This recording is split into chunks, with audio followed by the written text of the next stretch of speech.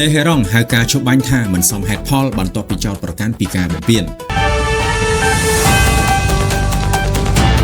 នៅថ្ងៃពុធនេះអ៊ីរ៉ង់បានចោទប្រកាន់សហរដ្ឋអាមេរិកបានបំពានលើចំណុច3ក្នុងចំណោមផែនការសន្តិភាព10ចំណុចដែលតេហេរ៉ង់បានដាក់ស្នើហើយបានបន្ថែមថាក្នុងស្ថានភាពបែបនេះការជប់បាញ់គឺមិនសមហេតុផលទេសេចក្តីថ្លែងការណ៍របស់អ៊ីរ៉ង់បានចេញបន្ទាប់ពីប្រទេសនេះនិងសហរដ្ឋអាមេរិកបានឈានដល់កិច្ចព្រមព្រៀងបញ្ចប់ការប្រយុទ្ធរយៈពេល2សប្តាហ៍កាលពីថ្ងៃអង្គារអ៊ីរ៉ង់ក៏បានចោទអ៊ីស្រាអែលដែលបានបំពានលើការជប់បាញ់ដោយវាយប្រហារលើប្រទេសលីបង់អ៊ីស្រាអែលក៏បានតបទៅវិញថាខ្លួនកំពុងវាយប្រហារលើក្រុមហេបូឡាដែលគ្រប់គ្រងដោយអ៊ីរ៉ង់ខណៈសេតាវិមានបានបញ្ជាក់ថាលីបង់មិនស្ថិតក្នុងកិច្ចព្រមព្រៀងជប់បាញ់នោះទេអនុប្រធានាធិបតីអាមេរិក JD Vance បាននិយាយថាអ៊ីរ៉ង់យល់ច្រឡំការជប់បាញ់រួមមានលីបង់ប៉ុន្តែការពិតគឺមិនមានទេរដ្ឋមន្ត្រីការពារជាតិអាមេរិក Pete Hegseth បានប្រកាសថាសហរដ្ឋអាមេរិកបានទទួលជ័យជំនះយ៉ាងច្បាស់លាស់លើអ៊ីរ៉ង់ហើយកម្មវិធីមីស៊ីលរបស់អ៊ីរ៉ង់ត្រូវបានបំផ្លាញយ៉ាងខ្លាំងក្នុងសារបណ្ដាញសង្គម Donald Trump បាននិយាយថាសហរដ្ឋអាមេរិកនឹងធ្វើការជាមួយអ៊ីរ៉ង់ហើយនឹងមិនមានការបង្កើនអ៊ុយរ៉ាញ៉ូមទៀតទេរួមទាំងដកសារធាតុនុយក្លេអ៊ែរដែលបានលាក់ទុកអ្នកនាំពាក្យសេតវិមានបាននិយាយថាក្រុមចរចារបស់អាមេរិកនឹងធ្វើដំណើរទៅទីក្រុងអ៊ីស្លាមាបាតប្រទេសប៉ាគីស្ថាននៅចុងសប្តាហ៍នេះដើម្បីចូលរួមកិច្ចពិភាក្សាដែលដឹកនាំដោយ JD Vance និងមន្ត្រីផ្សេង